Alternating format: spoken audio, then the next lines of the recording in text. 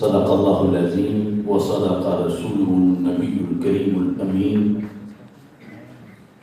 ان اللہ وملائکتہ یصلون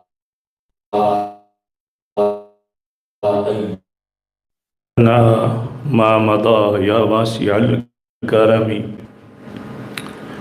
ربی صلی وسلم دائما ابدا علی حبیبک خیر الخلق کلہم۔ بعد السلام علیکم ورحمۃ اللہ وبرکاتہ۔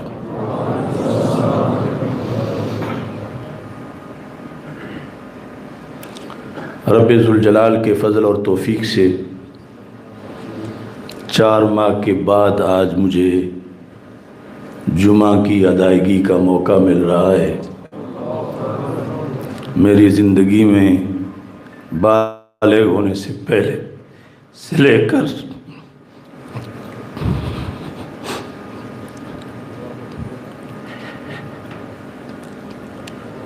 جمعہ تو کیا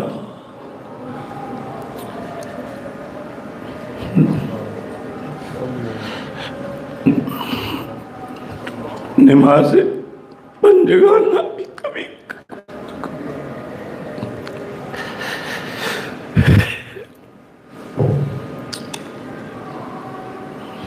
قضا نہیں ہوتی تھی۔ اللہ کے فضل سے بالغ ہونے سے پہلے سے میں صاحب ترتیب، تو ظالموں نے 4 ماہ مجھے جمعہ نہیں پڑھنے دیا، عید نہیں پڑھنے دی۔ 14 اگست کو میں کہہ رہا تھا میں اچھے آزاد ملک میں ہوں کہ میں جمعہ نہیں پڑھ سکتا۔ بہرحال اس کا حساب انہیں دینا پڑے گا۔ آج مجھے خوشی ہے کہ میں جمعہ کی ادائیگی کے لیے موجود ہوں۔ عید والے دن، عید الاضحیٰ، تو وہ جو میرے پہرے دار تھے ان کو بٹھا کے میں نے خطبہ دیا اپنے پنجرے کے اندر۔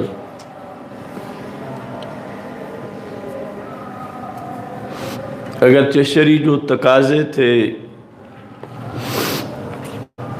ان کے مطابق تو شرائط ہی نہیں پائی جا رہی تھیں، لیکن پھر بھی ہم نے اپنی حاضری لگوائی اور اسی جگہ عید پڑھا دی۔ آج ہماری سعادت ہے کہ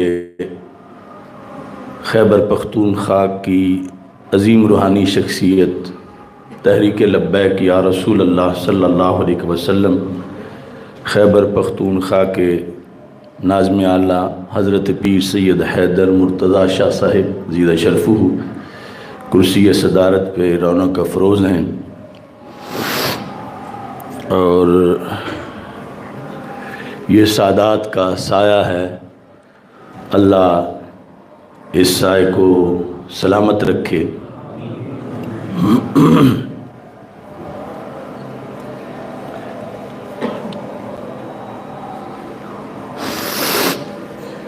یہ 4 ماہ کا جو کورس تھا کئی لحاظ سے میرے لیے بڑا ضروری تھا،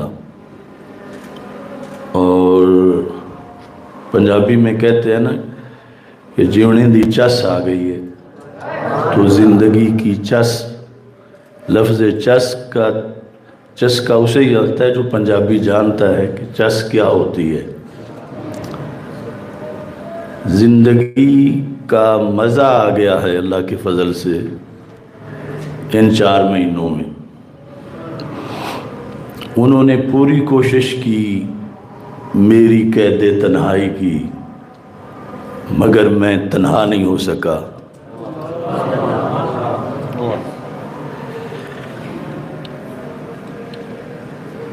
مجھے لاکھوں کی انجمن میں بھی وہ رونق نظر نہیں آئی جو وہاں کی تنہائی میں نظر آئی۔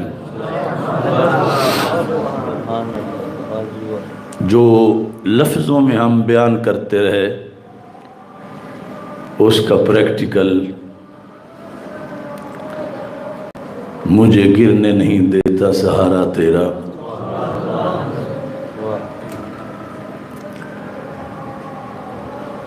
اور پھر عجب چیز ہے لذت آشنائی. پھر پتہ چلا یہ دنیا کے اندر جو رونقیں ہیں اور جس وجہ سے دنیا میں بندے کو تنہائی محسوس نہیں ہوتی، یہ ادنا چیزیں ہیں. الا بذکر اللہ تطمئن القلوب. قرآن مجید سے جس کا رابطہ ہو وہ تنہا کیسے ہو سکتا ہے؟ اور چونکہ میں نے جب سے ہوش سنبھالا ہے قرآن مجید قرآن رشید کا، جب میں حافظ نہیں تھا تو اس وقت بھی مجھے یاد ہے کہ ایک گرمیوں کے موسم میں ہم ڈیرے پہ رہے، بکی شریف جو اپنی زمین ہے ڈیرے پر، تو بجلی تو کافی دیر بعد ہمارے گاؤں میں یعنی ہمارے محلے میں تو کافی دیر بعد آئی. میرے میٹرک کرنے کے بعد.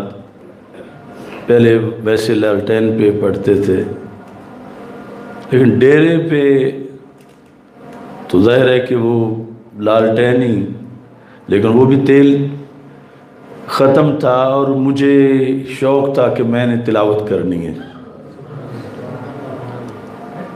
تو سارے سوئے ہوئے تھے، تقریباً 12-1 بجے چاند کی چاندنی میں نے تلاوت شروع کی.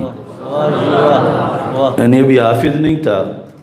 تو وہ جیل میں میرے ساتھ ایک ایسی رفاقت تھی کہ جو میرے ہوش سنبھالنے سے بھی پہلے کی تھی. یعنی وہ ہر سطر، ہر صفحہ، ہر لفظ، وہ جتنے مصلے سنائے ہیں، جتنی بار پڑھا ہے، جہاں جہاں بیٹھ کے پڑھا ہے، جامعہ محمدیہ نوریہ رضویہ بکی شریف میں جہاں حفظ کیا ہے، وہ مسجد نورانی جہاں رات میں پڑھتا تھا، عصر کے بعد ایک قبرستان میں میری چلہ گاہ تھی. تو سارے مناظر میرے ساتھ ساتھ ان قرآن کے لفظوں کو دیکھنے کی وجہ سے بھی موجود رہے. اور اتنی لذت پہلے کبھی بھی محسوس نہ ہوئی قرآن پڑھنے میں. ایک ہوتا ہے قرآن پڑھنا یاد کرنے کے لیے جو کہ بڑا ایک ضروری کام ہے، ایک ہے قرآن پڑھنا سمجھنے کے لیے جو بڑا ضروری کام ہے، ایک ہے قرآن پڑھنا برکت کے لیے جو بڑا ضروری کام ہے، لیکن ایک ہے قرآن پڑھنا لذت لینے کے لیے. تو اللہ کا فضل ہے کہ میرے سارے شعبے سلامت تھے. میں نے زبانی بھی پڑھا، مجھے سعادت حاصل ہوئی. میں نے اپنے اس چلہ گاہ کے اندر 7 بار قرآن مجید ختم کیا. اس لیے تو جب وہ کہتے تھے کہ اس جہنم سے نکلو تو میں کہتا تھا یہ تو میری جنت ہے، تم اسے جہنم کہتے ہو. اور اللہ کے فضل سے میں نے پورے قرآن کا مطالعہ کیا. یعنی تلاوت قرآن علیحدہ ہے، مطالعہ قرآن علیحدہ ہے. اور اس مطالعہ قرآن کے اندر جو تفسیری نکات مجھ پر منکشف ہوئے وہ پہلے کبھی بھی منکشف نہیں ہوئے تھے. اس لیے میں جھگڑتا تھا کہ مجھے قلم دو تاکہ میں وہ لکھ لیا کروں جو روزانہ کا ہے، اور وہ قلم نہیں دیتے تھے. مجھے کہتے تھے کہاں لکھو گے؟ میں کہتا تھا کہ میں ان ٹائلوں پہ لکھ لوں گا، پھر وہاں سے میں جو دیوار پر لگی ہوئی ہیں. تو جب وہ قلم انہوں نے 2.5 ماہ کے بعد دیا تو پھر میں نے وہ تفسیر کا بھی کام لکھا اللہ کے فضل سے. تو بہرحال ان کی پوری کوشش تھی مجھے تنہا کرنے کی، لیکن میں شروع سے ہوئی ان کا جو مجھے تنہا رہنے ہی نہیں دیتے.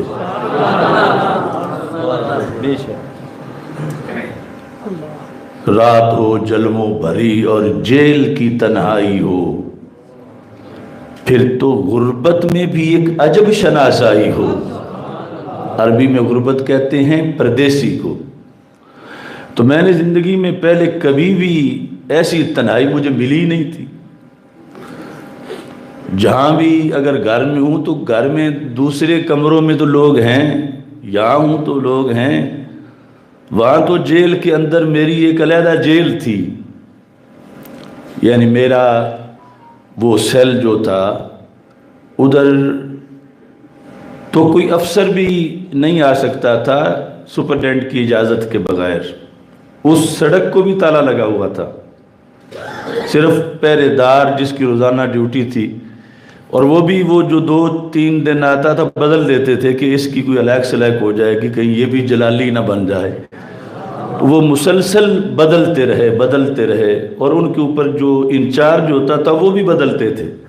انچارج اگرچہ کافی دن بعد بدلتا تھا لیکن پہرے دار تو 1-2 دن میں بدلتے تھے، جو 6-6 گھنٹے کی ان کی ڈیوٹی ہوتی تھی۔ انہوں نے صرف مجھے یہ دیکھنا ہوتا تھا کہ کہیں لکھ تو نہیں رہا، یعنی انہوں نے آ کے جس طرح وہ امتحان میں بوٹی پکڑتے ہیں تو یہ دیکھتے تھے کہ اس کے پاس کہیں پینسل تو نہیں ہے، کیونکہ جو روٹی دینے کے لیے آتے تو ان کی بھی چیکنگ کرتے تھے کہ جیب میں کوئی پینسل تو نہیں لے کے آ گیا۔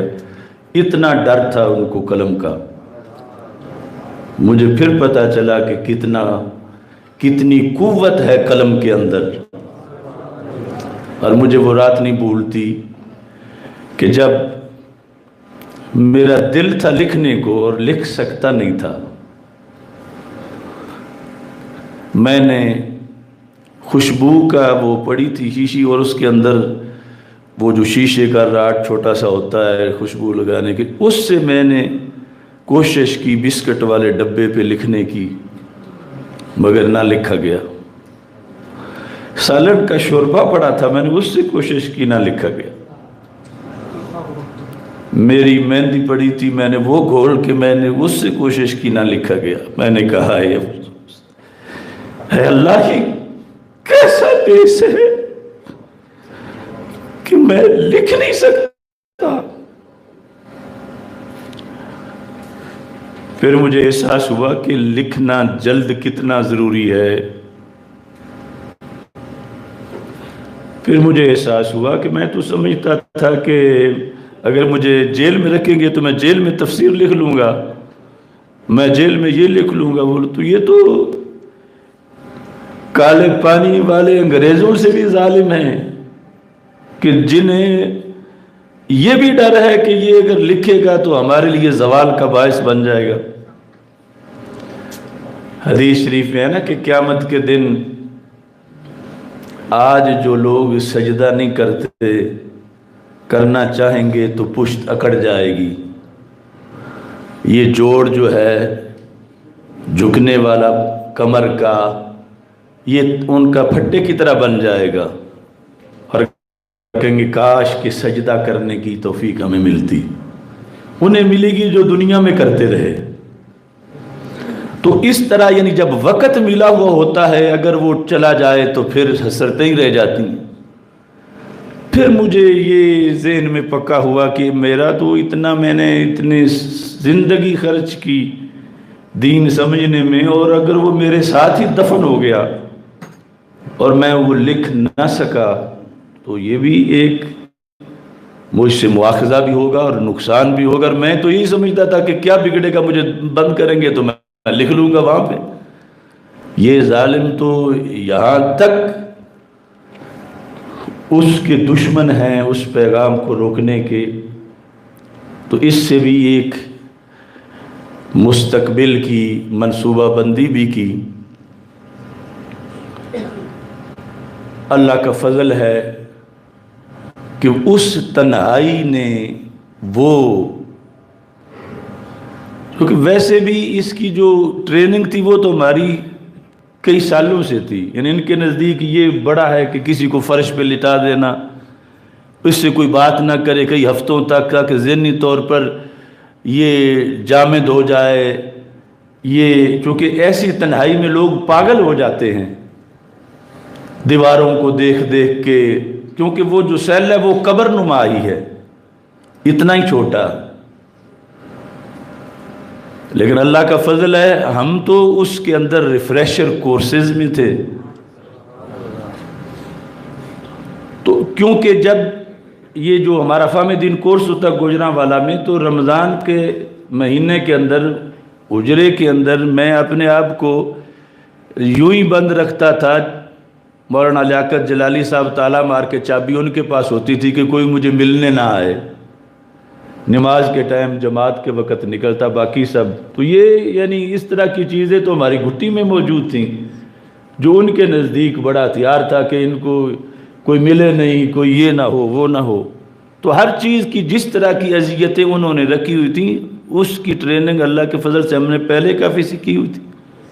لہذا وہ ہمارے لیے اذیتیں نہیں تھی، بہت سی ایسی چیزیں، لیکن انہوں نے اس کے لیے اتنے لوگ اتنی بڑی بڑی تنخواہیں دے کے لگائے ہوئے تھے کہ تم نے پہرا دیتے رہنا ہے، سامنے کرسی بیٹھ کے سونا نہیں، اس کو دیکھنا ہے رات یہ کیا کرتا ہے، کس طرح بیٹھتا ہے، لیٹتا ہے، بیٹھتا ہے. یعنی سامنے جو دروازہ جو ہے اس کے اندر تو کنڈی ہے ہی نہیں، وہ باہر ہی تالے اس کے ہیں، انہوں نے کھولنے ہیں، اندر میں تو بند ہی نہیں کر سکتا. بٹن جو ہے وہ بھی ان کے کنٹرول میں ہے، وہ چاہیں تو چلائیں پنکھا، چاہیں تو بند کرے. اللہ تعالیٰ کا کروڑوں بار شکر ہے کہ ایک منٹ بھی ان 4 مہینوں میں مجھے پریشانی نہیں ہوئی کہ میں بند ہو گیا ہوں. حالانکہ عام یہ بندہ جو ہے وہ لفٹ میں بند ہو جائے 4 منٹ تو گھبرا جاتا ہے کہ اب کیا بنے گا. تو یہ کبھی تصور ہی نہیں آیا تھا. جب شام کو عصر کے ٹائم انہوں نے تالا لگانا ہوتا تھا، اندرونی تالا اس چکی کا، پھر پنجرے کے تالے، پھر احاطے کے تالے، پھر سڑک کے تالے. تو وہ بیچارے ملازم پوچھتے حضرت اب اجازت ہے ہم بند کر لیں؟ تو کوئی چیز تو نہیں لینی باہر سے، پانی تو نہیں لینا؟ تو میں کہتا تھا ہاں. یعنی ایک دن بھی میں نے انہیں نہیں کہا کہ 1 منٹ ذرا ٹھہر جاؤ یا 5 منٹ ٹھہر جاؤ، ابھی تالا نہ لگاؤ. اور نہ ہی میرے ذہن میں خیال آیا کہ میں بند ہونے لگا.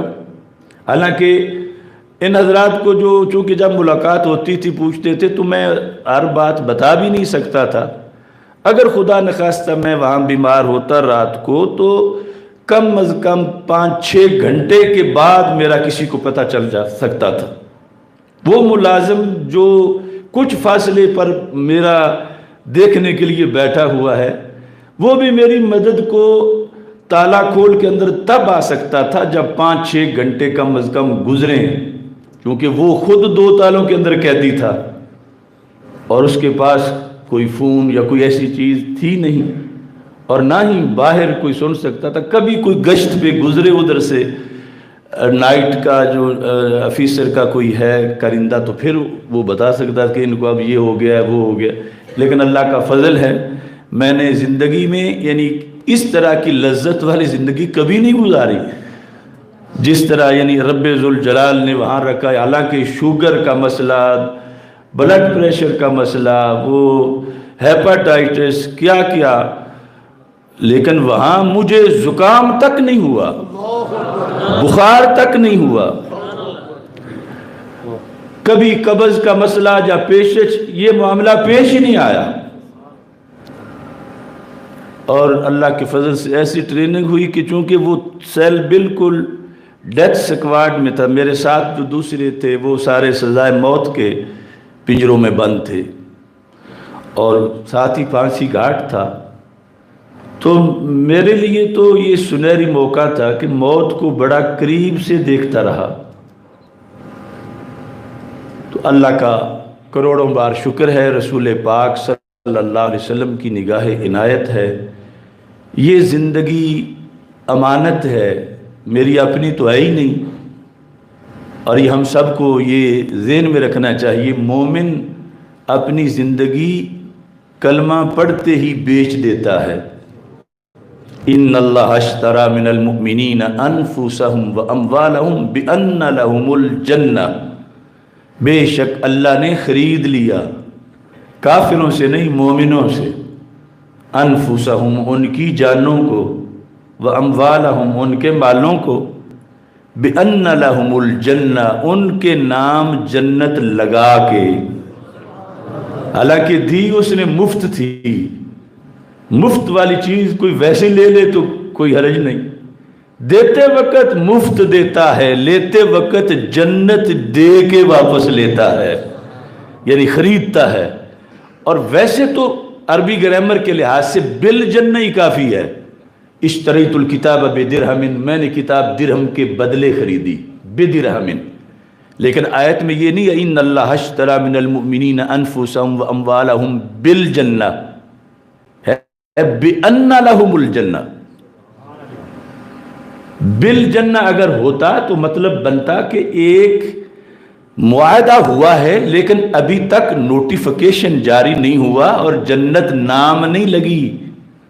بِأَنَّ کا مطلب ہے کہ جنت رب نے نام بھی لگا دی ہے، یعنی بِأَنَّ الْجَنَّةَ ثَابِتَةٌ لَهُمْ، وہ جو متعلق ہے جار مجرور کا، اس کی بنیاد پر، یعنی یہ مطلب بنا کہ تو بچا بچا کے نہ رکھی سے، تیرا آئینہ ہے وہ آئینہ جو شکستہ ہو تو عزیز تر ہے نگاہ آئینہ ساز میں، تیری اپنی ہوتی تو بچا کے رکھتا، تو بیچ چکا ہے، اور اس کے عوض میں جنت تیرے نام لگ چکی ہے، صرف وقت آنے والا ہے کہ تو نے اس میں داخل ہونا ہے، باقی تو سب کچھ کنفرم ہے۔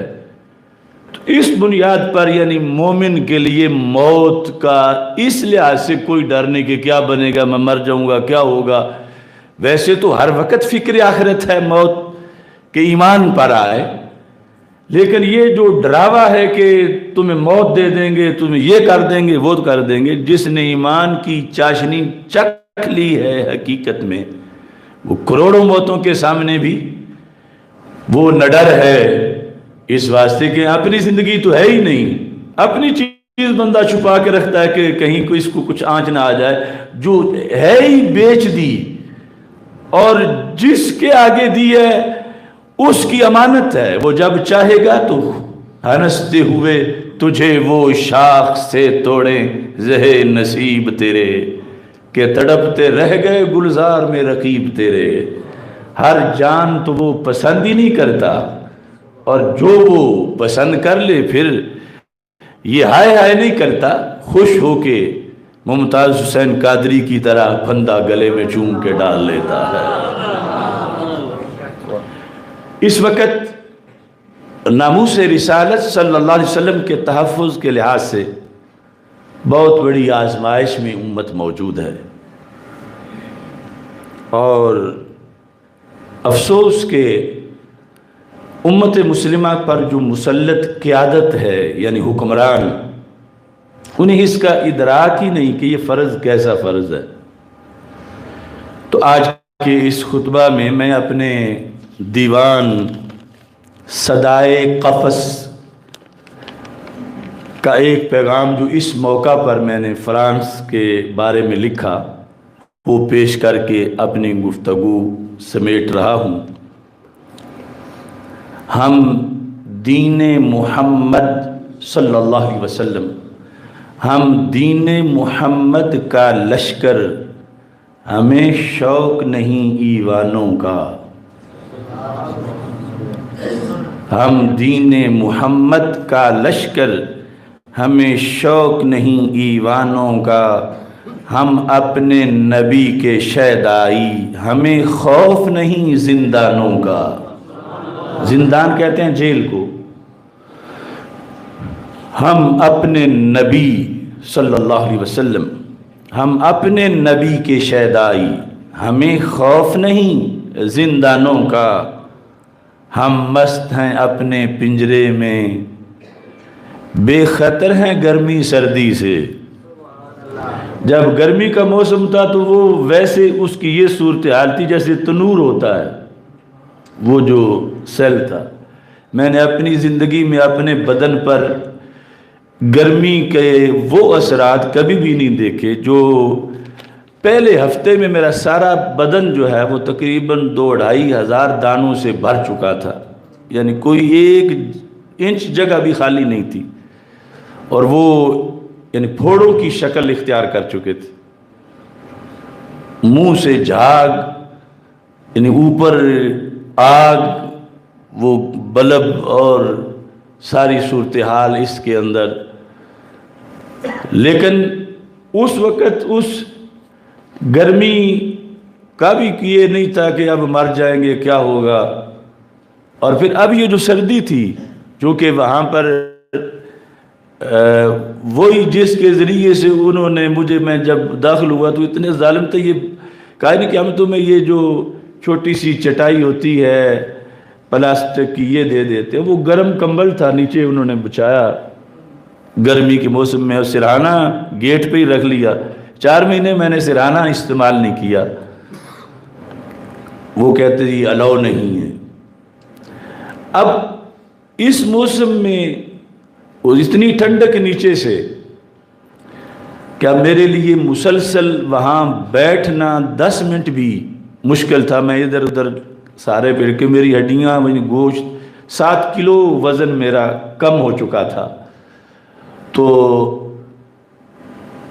اب شدید سردی تھی، چونکہ دروازے وہ لوہے کی سلاخیں تھیں، ویسے تو سردی کو روکنے کا کوئی بندوبست نہیں تھا، لیکن پھر بھی اتنی لذت تھی. ہم مست ہیں اپنے پنجرے میں، بے خطر ہیں گرمی سردی سے، کسی نرم و نازک بستر سے کیا کام ہے ہم مستانوں کا. ہم مست ہیں اپنے پنجرے میں، بے خطر ہیں گرمی سردی سے، کسی نرم و نازک بستر سے کیا کام ہے ہم مستانوں کا. یورپ کے سب گستاخوں کو اب سبق سکھانا لازم ہے. یورپ کے سب گستاخوں کو اب سبق سکھانا لازم ہے. چلو اپنے ہاتھوں سے کاٹیں سر یورپ کے شیطانوں کا. یعنی جو اصل تقاضا ہے یہ مصنوعات کا بائیکاٹ جو وہ بھی نہیں ہو رہا، یہ سفیر نکالنا جو وہ بھی نہیں ہوا، لیکن اب کسی کے باپ کا کوئی قاتل جو ہے اس کے لحاظ سے کیا اس کے یہ جذبات ہیں آج کرنا. یورپ کے سب گستاخوں کو اب سبق سکھانا لازم ہے. چلو اپنے ہاتھوں سے کاٹیں سر یورپ کے شیطانوں کا. جس وقت بلاوا آ جائے ناموس لبیک کے بیٹے حاضر ہیں نذرانہ لے کر جانوں کا.